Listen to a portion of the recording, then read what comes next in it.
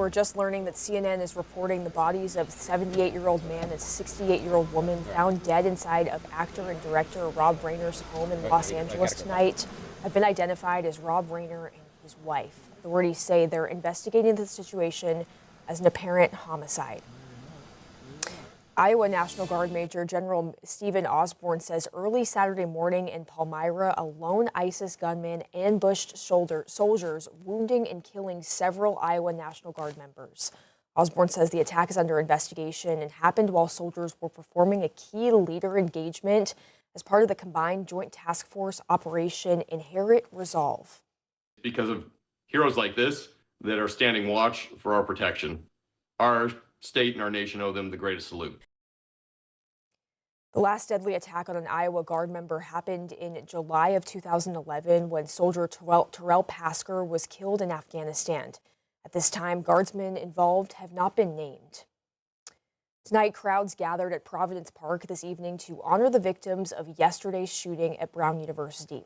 The attack set off hours of chaos across campus and surrounding neighborhoods as hundreds of officers searched for the shooter and urged students and staff to shelter in place. I always felt that Brown is such a safe place, and Providence as well, and so it really kind of hits home. And I know a lot of people were talking about this isn't something that I ever thought would happen here.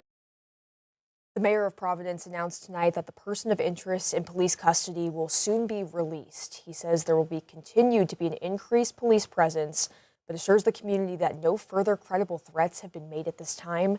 The investigation is ongoing.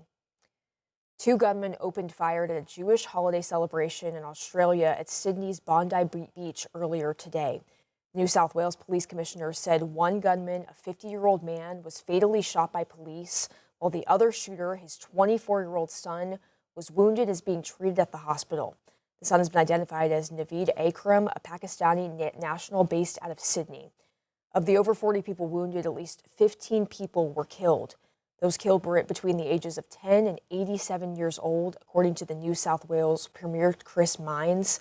Australian Prime Minister Anthony Albanese says this was, quote, an act of anti-Semitic terrorism that struck at the heart of the nation. Very angry that something like this happened in Australia.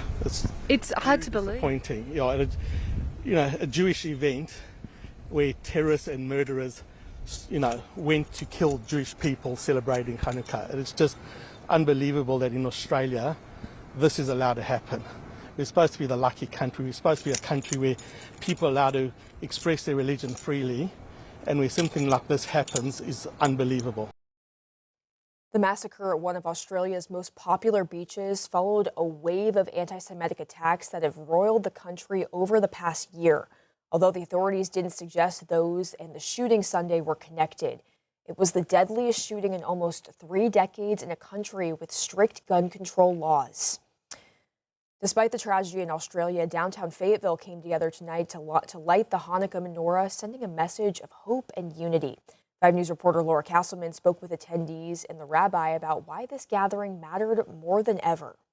In a time of pain and uncertainty, Rabbi Griezmann of Chabad of Northwest Arkansas says the story of Hanukkah feels more relevant than ever. Today there was dark news in the world. There was evil reared its ugly head once again, and people don't know what to feel. He says when evil shows itself and the world feels shaken, Hanukkah calls on us to respond with light, standing together and refusing to let darkness win.